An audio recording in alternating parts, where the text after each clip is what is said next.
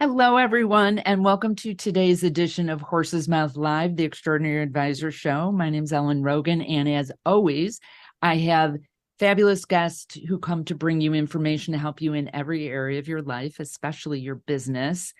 And today we have Michael Thomas on, and we're going to talk about financial empathy. And this is about deeply connecting with your clients and looking at things in a different way than perhaps you have before, or an enhanced way that perhaps you have before with your clients. Michael and I met through another guest we've had on this show, Preston Cherry. And I want to give you a little bit about Michael's background because it's really great. And when I met him, was so excited about all the work that he's up to. Wanted to have him on the show. It was kind of a long time coming with some scheduling things, but as we were talking about, things happen always when they're supposed to. Absolutely. So Dr. Michael Thomas is an accredited financial counselor and lecturer at the University of Georgia, where my husband is an alum. His research focuses on financial empathy and self-compassion. I don't even know what this means, so you're going to have to explain this, Michael. Data visualization's effect on financial behavior. So that's not was originally what we were going to talk about, but you have to explain that to us. I don't even know what that means. And the connection between brain function and money, so interesting and fascinating. His philosophy on how to effectively interact with money is really well explained in his TED Talk, which all of you should watch. It's so good. And whether you're a financial advisor or not, I think it's super helpful to watch this. It's called Financial Empathy, Understanding the Story Behind the Numbers. It should be required viewing for any financial advisor, but really any person who deals with money or is married to somebody and dealing with their money. And, you know, he's really an expert in utilizing financial empathy as a process for active listening and created client-focused solutions for advisors. He also does all sorts of cool stuff. We were talking before we got started about money dogs, DAWGS. With if you're a UGA person, you know exactly what that means. But it's actually a summer camp for kids around money at University of Georgia. Like, how cool is that? Okay, and he also has a book that's out, Black Financial Culture, Building Wealth from the Inside Out. So much for us to talk about, Michael. Thank you so much for being here. Yeah, I am super excited, Ellen. And again, thank you. And even though it's been a long time coming, like we talked about, and you just said, it's the right time. So I appreciate you. Cool. So let's start with this concept of financial empathy.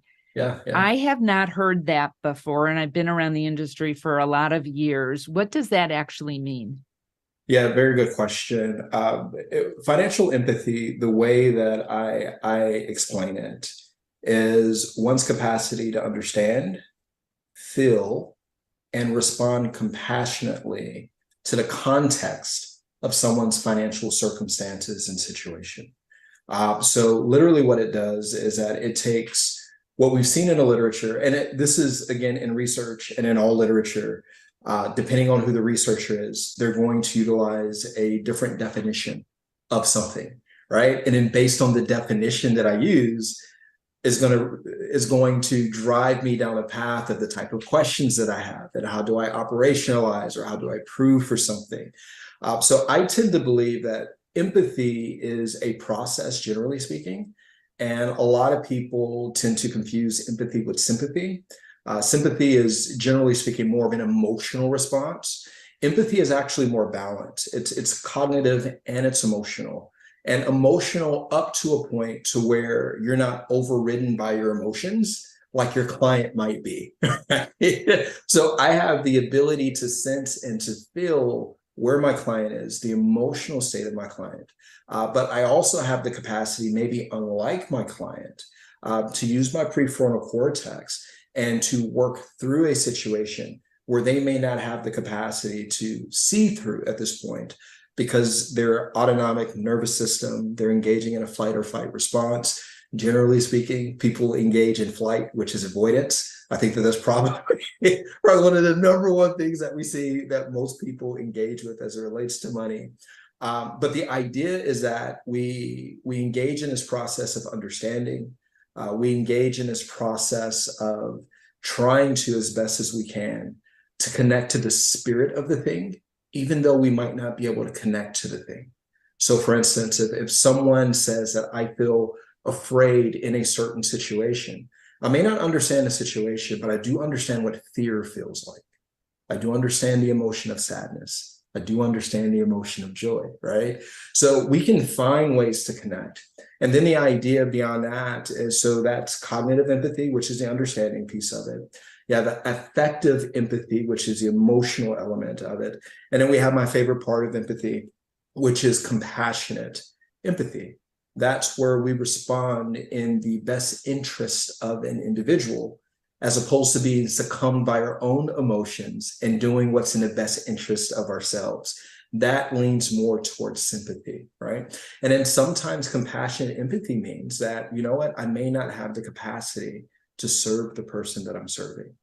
I may need to recommend that they work with someone else. That's just as much of an act of compassion as it is to knowingly know that I don't have the capacity to deal with the emotional, the neurological, or psychological needs of a particular client, but yet I'm going to journey down this path and figure it out. Then that's not compassion in a way that's in the best interest of the client. It's actually you're doing something to absolve your insecurities in terms of moving forward on something. So I think that there's an arc of empathy. It's not purely emotional. I think it's something that individuals can grow and be more empathetic towards individuals, because empathy is not complacency. And I allude to that within the TED Talk that I mentioned, because what a lot of people think about is that, oh, if I'm empathetic, I'm just accepting that this person is where they are. When in the context of the work that we're doing, empathy allows for us to develop the trust and rapport that we desire. So if we think about the 7-step financial planning process, that's one of the things that we're going for. So why is that important? Because we need all of the information, not just financial information. We need information about a person's systems, their stress levels, how they interact with money, what their dynamic is with their partner or their significant other, what's their dynamic with their children, because all of these different little barriers are going to influence the effectiveness of an optimal financial strategy. But I don't personally believe, and I've never believed, that a strategy can be optimal unless the actual lived experience of the client is reflected throughout that plan. So if I'm on the back end of a plan and I'm presenting to someone, I'm going to say, hey, I really heard you about what you had mentioned about your son or daughter and how this makes you feel, and how maybe there may be a little disconnect within the marriage about how we navigate this. This is the middle ground solution that I think may appease both of your sensibilities as it relates to what you feel is optimal for son or daughter. Like if I'm a client, right? And on the back end, we're not just talking about the nest egg, but you're talking about how you heard me and how you're presenting information and how you've kind of deviated a little bit away from something that would be par for the course, but this is going to be more optimal because it's going to be sustainable. There's going to be less stress. Like these are all things that matter. So engaging in an empathetic response means that I get to hear and assess accurately the needs of the client that I'm serving, so that then I can use my tools to provide the best recommendation possible within the context of the needs of the client. And so that's what financial empathy is. Empathy has been around the construct for years. It's not a new construct. The reason why I entitle, nor do I lay claim to any of it. That's not my stance on this. There's nothing new under the sun in terms of things that I see and I read. But what I realized was that we weren't putting finances and personal finances in a bucket of this is something that we should be empathetic towards for many, many years. So we go back during the 2010 run of Dave Ramsey and so on and so forth. It was pro-social shaming is what we were using, and not just Dave Ramsey, but also in the financial services space. If a client said, if you work with a client and they didn't execute on their financial plan, what do people at the firm say? Well, this person must not care about their financial well-being, right? They're not a good client. Or They're they're not not a a good compliant client. Right? Yeah. This has nothing to do with me, has nothing to do with our systems, has nothing to do with the way we communicate, has nothing to do with systems, has nothing to do with maybe somebody, you may be working with someone who has ADHD, right? You may be working with someone, there's so many different things that are in play that it's not just the client, it's their systems internally and externally.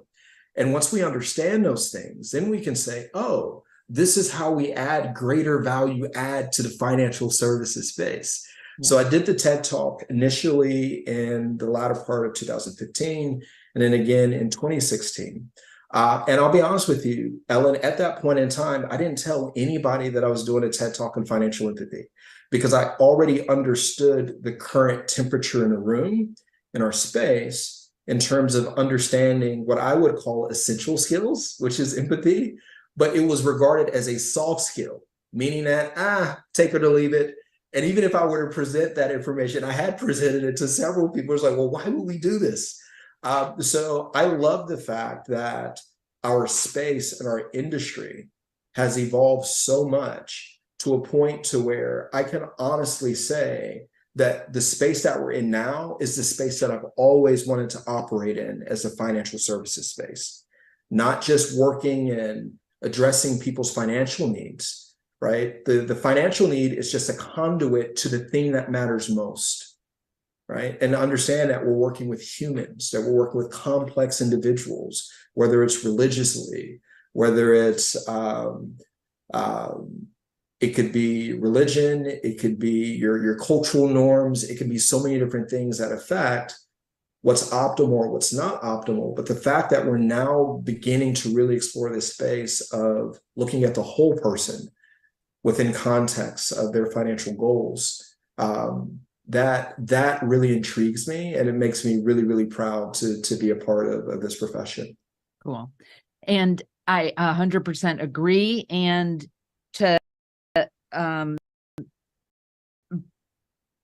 look at something that I was about as you were talking about empathy, is like the other side of that is judgment.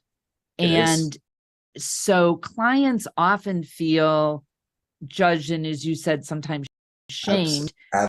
But as an advisor, I know when I had my practice, I can think of a couple of times when clients left me that for no apparent reason, like nothing tactical, but I realized that I had been, right before they left, judging them about something.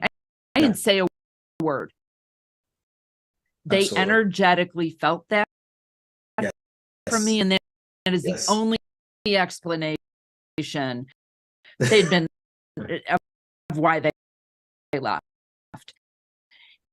And so from a really practical standpoint, for an advisor that might be out there like that's too touchy-feely, or I don't even know how to do that.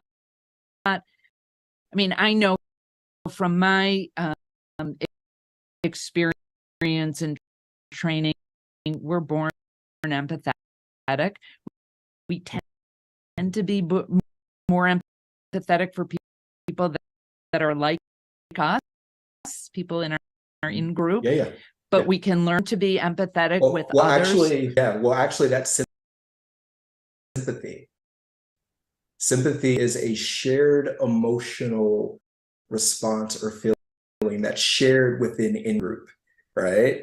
So empathy actually really is a next level way of being, because it's not a shared experience. So you literally empathy, and the EMP or the EM of it means you really have to go deep within to begin to feel or understand the context or the narrative of somebody else's life.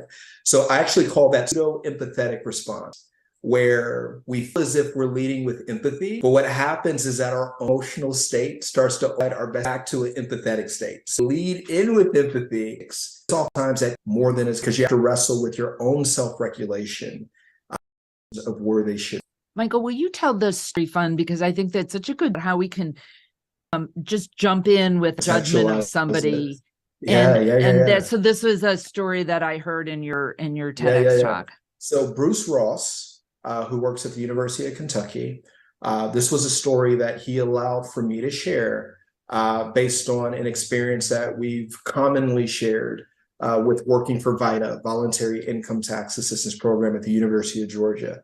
And so in the story that Bruce shared several years ago, which I thought was so fitting for the talk, was that when we would train students for VITA, really one of the major goals that we would set for them is how much we could encourage a family to save. So now, mind you, we've already primed the individuals who are providing the tax services to encourage people to save. So in this particular instance, that there was a woman who came in and she was having her taxes filed. She had gotten to the end of the process. And the person, as trained, had asked that, well, hey, what do you plan to do with the resources that you're going to have, to begin to open up a conversation and maybe get them to consider saving some money, putting it in a, I-bond or some type of, whatever it may be.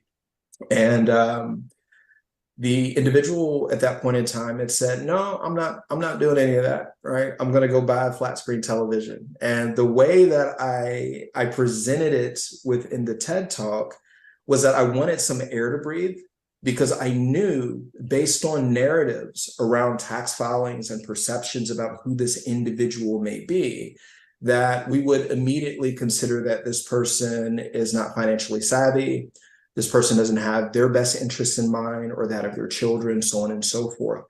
So I wanted that pocket to build a little bit and to bring it back to the audience, because I knew exactly where they were going to go.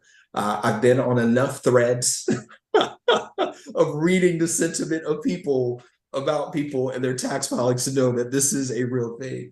But what the lady ultimately explained was that she wanted to buy a flat screen television because she knew that in having a flat screen television, it would keep her children in the house and at home. And it would create a space where their friends would want to come over, because she was trying to keep them safe and not be in the streets. Now, let me juxtapose this a little bit. When you work with clients who are going through divorce, right? Ultimately, especially when they have children, one of the things that you start to see very, very clearly is that they're trying to make accommodations in spending to make their place, their home, the place where their son or daughter would want to spend more time. So what I'm getting at here is that thread is very universal. Whether we're looking at that and the intention of that from somebody who's tax filing and trying to keep their child safe, or whether it's somebody who's going through a divorce and wanting to create an environment or space where the children may want to stay more time with me as opposed to time with you, right? The spirit of it, the thread of it is actually a very similar thing. And that's the beauty of empathy, is that the spending patterns, we can see both families bought flat screen televisions, both families bought the latest PlayStation 5, both families got Hulu and this and that or the other. And you're sitting here thinking, like, why are you spending all this money? The thread of it is similar. It's about keeping people close, keeping people safe, and connection. We can all connect to that, regardless if this is a Black woman or a white woman, socioeconomic status, on welfare, whatever it may be, doesn't matter. Regardless if this is somebody who is affluent or upper middle class, whatever. Like, we can all connect to the connection of that, which is the beauty of empathy, is because when we really start to unpack it in a powerful way that I think that often goes overlooked, we actually find that we have more commonality and connection with people in our experience, regardless of race, gender, diversity, things of that nature across the board. And we have more in common than we think that we do, because that thread of connection is a human emotion and element. And I think it's such a beautiful thing. So that story, I think, really encapsulated it. But the fact that I called the audience out, because I said, you knew what you were thinking, right? Because it was very real. Because if I wasn't aware, I would have thought the same thing, Ellen.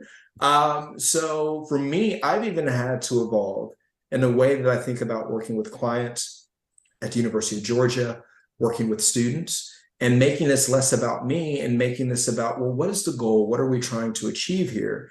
And how do we get there most effectively? That's in the good interest of my time and energy, obviously, because there is something called compassion fatigue. It's a very real thing that needs to be unpacked. There's not enough time to unpack that here, but it is a very real thing. So we have to be mindful of protecting our energy and effort, even while serving others, and to be able to set appropriate expectations in terms of how much of ourselves we can actually give. All of it is incredibly appropriate within a context of empathy and within a context of compassion. So what are ways that advisors can up their empathy skills, whether it's certain questions to ask or other things they need to do on their own side to work more effectively with their clients? Yeah. Well, one, I think that the first thing is the mental paradigm, right? That empathy is not a soft skill. I would argue that empathy is an essential skill, especially for men, right? Because men, as we associate with masculinity, and I'm not generalizing all men if you're listening to this right now, but when we start talking about soft skills, depending on the generation in which you were born, you're going to perceive that very differently.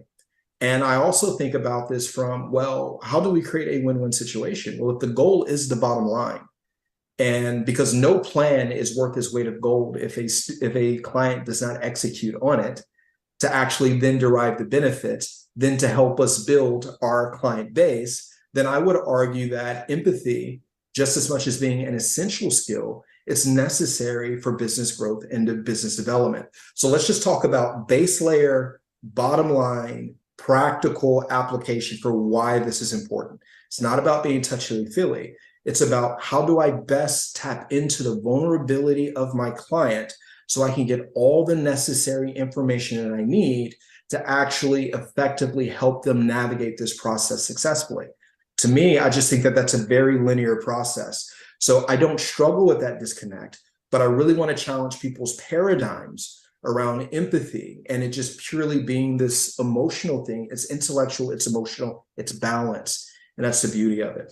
Once we've gotten over that paradigm, there is a process that's in the literature on empathy and physicians and things of that nature. It's called NURSE. So it's an acronym.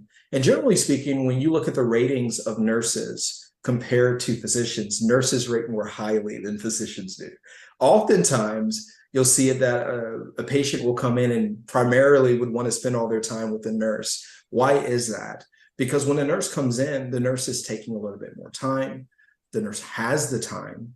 The nurse is asking more about their background, their health histories. I'm being known, I'm being seen. I don't feel as if I'm being judged. This isn't cold, this isn't whatever it may be. It's very relational and not transactional. Now, mind you, within a context of business, there's a transaction side, but there should be a relational side. And we have to do a better job of blending the two. So the NURSE acronym, I think, is an excellent way to engage in, let's say, your onboarding process with a client, especially if they bring up something that you clearly recognize that this is something that we should explore, but sometimes we don't explore it because we don't even want to know where that goes. But if that means on the back end of the engagement, once we delivered the plan, and I knew that this thing was a thing, and we didn't address it, and I didn't communicate it, if I didn't present information in a way that dissolved this emotional arousal or stimulus, then I'm trying to call the client and I can't get in contact with them. So now what we're doing is that we're wasting hours on the back end of the process trying to trace people down to get stuff done, that if we would have actually just spent half the time on the front end engaging in an empathetic process and having that lens, we actually save time, execute sooner, make more money, build our business faster. Again, to me, it's clear. So nursing stands for name. So if something comes up, we want the client to name that emotion, to name that thing, name that feeling. And then once they've named it, we want to seek to understand it from the client's lens and the client's perspective. And this is where like different therapeutic methods of mirroring your client, positioning yourself, leaning in, Just being very attentive and in tune with what your client matters, especially during this understanding element of it. And it doesn't mean that you have to agree with. It just means that you're creating the space for them to be heard. Now, mind you, we exist in a space right now with social media where people are starved of attention, starved of it. And this is probably the first time in a while where they've actually had an opportunity to maybe talk about money, to talk about anything that's important to them, and to be vulnerable in a space where someone is actually listening. Think about that. How many times during your weeks where you engage in a normal course of your days and you're ripping and running all over the place, you're moving from one project to the next, did you ever felt really listened to? Did you ever felt heard, appreciated in any respect? You're just moving through the natural flow of things. So the beauty is that we can create these spaces of respite for our clients to be able to decompress, to breathe, and to know that, you know what, I can just authentically be me in a space. I think there's something incredibly powerful about that, especially when we start asking, well, let me understand something more about that from your lens, your perspective, right? And then once you've explored that, there are a couple of things you want to do while having these conversations. You want to visibly express how you respect their opinion. You respect the fact that they're here, that they're sharing. You want to provide support where necessary. You don't want to be overdoing it, but you want to support them by saying things like, thank you. That was incredibly powerful. This is very important information that we need in a process of creating your plan, because this plan isn't just about money. It's about an authentic sense of who you are and what you're desiring and what you want to achieve. So we have the name, understand, respect, support. And then once we've done that, the notion and idea is that, especially if someone was stimulated by the question to where it started to trigger an autonomic nervous response, where maybe they wanted to run away from it and avoid it, just like you were feeling as the service provider in terms of wanting to avoid the situation. What we've done is that we've actually gone through a process where we've actually indirectly taught someone how to self-regulate their emotions. So once we've gotten to a point of self-regulation, what happens is now our client can start to use their prefrontal cortex, be more involved, more engaged, and be more forthcoming about information, because they're not at a heightened sense of arousal. And we're using language and warmth. And even if you hear the way that I'm speaking right now, we can slow down the way that we speak.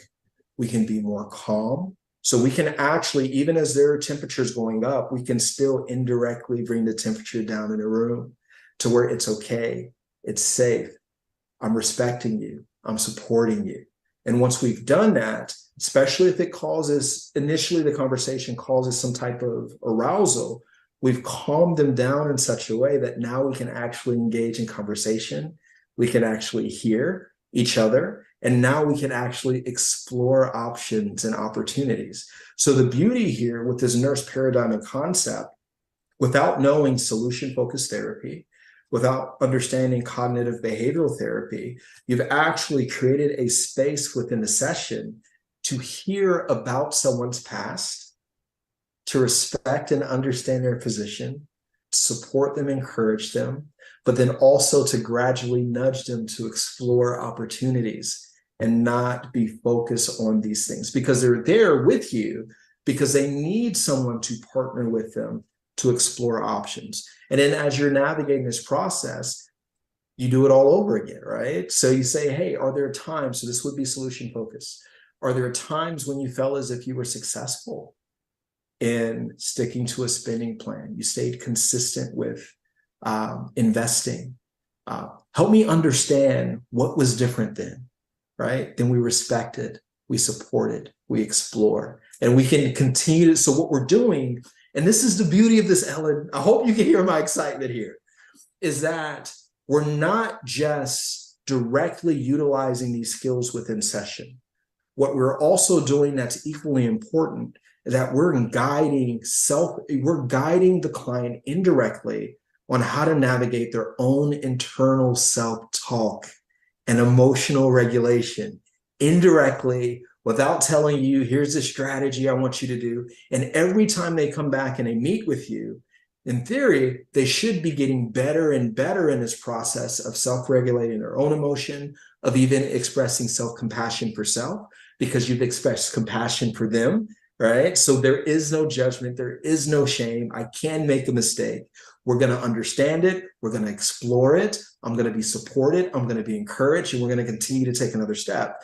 And for me personally, I just think it's an incredibly elegant and beautiful process that makes our profession, my hope, is that we're regarded and esteemed more highly than other professions, because not only are we intertwined in somebody's financial affairs, but we're intertwined with the emotional state and psychological state and overall well-being of the people that we serve.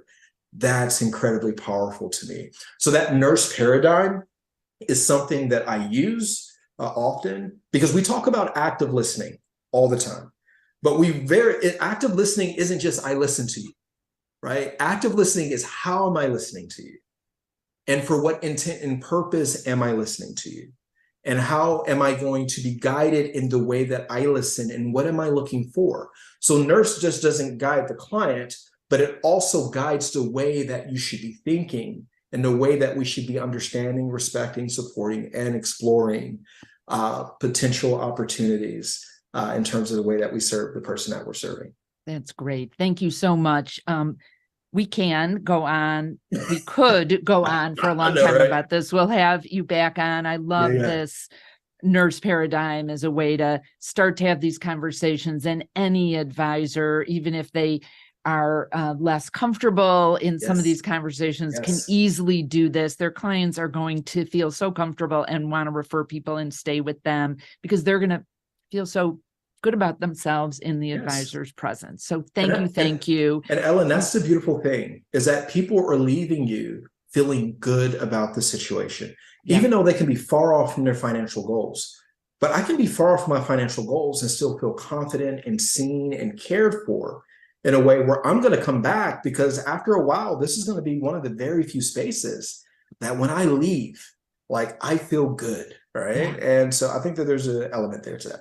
Well, I know I feel good about having had this conversation with you, Dr. Michael Thomas. If people want to reach out to you, I know they can go to your website, which is on the screen, Modem Solutions. I would encourage people to watch Michael's TED Talk, again, on financial empathy, and get his book on Black financial culture, building wealth from the inside out. Can I share something really quickly there, Ellen, if you're okay with that? Yeah, so the reason why I wrote this book was because I needed an opportunity to explore my own experiences with money. And we talk oftentimes about money script and money stories and how this impacts us in ways that we don't realize that it's impacting us. And so this book was an opportunity through my narrative and my lived experiences to explore themes around Black culture or Black financial culture as the way that I internalized them growing up, and how they affected me as I got older and other people within my system. And Black stands for three things here. The first thing is Black in terms of being financially sophisticated and savvy, in terms of synonyms for the word of Black, being in the Black financially. The other definition for Black is Black in terms of the color and its ability to absorb light and to create warmth. So my idea was, I have the opportunity to work with people like you, Ellen, Preston, and so many people in this space, that you absorb all this amazing information. I wanted to distill it down in such a way that someone would feel warmth through reading this book because of the collection of information. And then the last thing was Black in terms of Black culture, not Black culture in terms of this is Black culture, that I know Black culture intimately, but my unique experiences in terms of how I've internalized Black culture through my own experiences, very intimate and vulnerable experiences that others may or may not be able to connect with, but it is authentic and vulnerably me. So that's Black financial culture, building wealth from the inside out, and it's available on Amazon. Great. Well, thank you for being here. You can also connect with Michael on LinkedIn and on Instagram, and I encourage you to do that. Yes. And thank you to all of you who are listening and watching. I'm so grateful that you're here with us. Again, my name is Ellen Rogin, and you can find out more about me at ellenrogin.com. And if you go to ellenrogin.com/horse's mouth, you can download my special report on what extraordinary advisors know that others don't, and connect with me. If we're not already connected on LinkedIn, please go ahead and do that. I would love to be connected with you. So thank you. And for the question to ponder is, how can you up your empathy in all your interactions, and perhaps try a little bit more in your client interactions? And it takes courage. Oh, it takes courage, but it's not that hard either. Once you start, right? Yeah. Once you start, there is a little bit of rocket fuel that you're going to need to get off the ground and to sustain yourself for a little bit. But once you engage in it and you actually see how it makes you feel, how it makes your client feel, and then also how it favorably impacts the bottom line of your business, which is the win-win across the board. Clients do well, you do well. It's an essential skill to have. Great. And on that note, please remember to be great and create great every single day. Thanks for being here.